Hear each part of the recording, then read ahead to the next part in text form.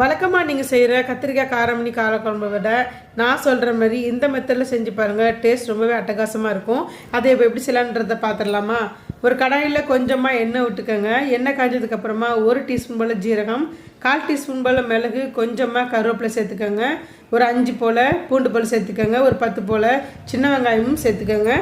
வெங்காயம் கண்ணாடி பதம் வர அளவுக்கு நல்லா வதக்கிக்கோங்க. இப்போ 2 பெரிய தக்காளியை இந்த அளவுக்கு கட் பண்ணி வச்சுருக்கோம், அதையும் சேர்த்துக்கலாம். தக்காளி நல்லா வெந்து வரட்டும். இந்த டைமில் ஒரு கைப்பிடி போல் தேங்காய் திருவலையும் சேர்த்துக்கலாம். சேர்த்து நல்லா வதக்குங்க. இந்த அளவுக்கு நல்லா வதங்கி வரட்டும். வந்ததுக்கப்புறமா இதை ஆற வச்சு அரைச்சி தனியாக எடுத்து வச்சுக்கோங்க. இப்போ குழம்பு செய்ய ஆரம்பிச்சிடலாம்.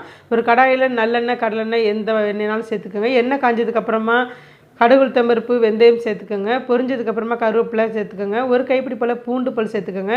2 மீடியம் சைஸ் வெங்காயத்தை பொடியாக கட் பண்ணி வச்சுக்கோங்க. அதையுமே சேர்த்து நல்லா வதக்கிக்கலாம்.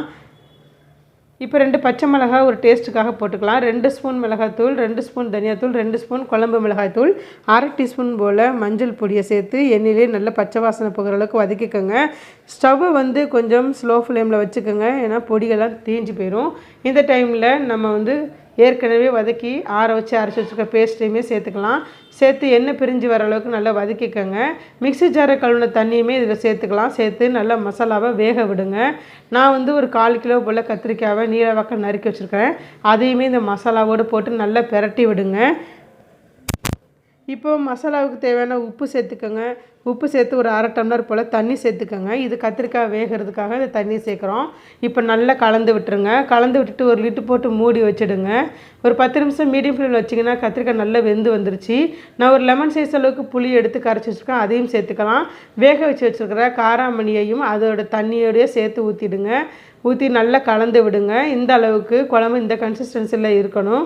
இதுக்கப்புறமா ஒரு மூடி போட்டு மூடி வச்சு மீடியம் ஃப்ளேமில் வச்சு 15 நிமிஷம் கழித்து ஓப்பன் பண்ணி பாருங்கள். சூப்பராக எண்ணெய் தெளிஞ்சு நல்லா கமகமன்னு கத்திரிக்காய் காராமணி குழம்பு தயாராகிடுச்சு. இது ஆறுறதுக்கப்புறம் பார்த்திங்கன்னா சூப்பரான கன்சிஸ்டன்சியில் இருக்கும். இந்த மாதிரி தாங்க வரும். இது ரொம்பவே டேஸ்ட்டாக இருக்கும். நீங்களும் ட்ரை பண்ணி பாருங்கள். பிடிச்சா லைக் பண்ணுங்கள், ஷேர் பண்ணுங்கள். நம்முடைய சேனல் சப்ஸ்கிரைப் பண்ணி சப்போர்ட் பண்ணுங்கள்.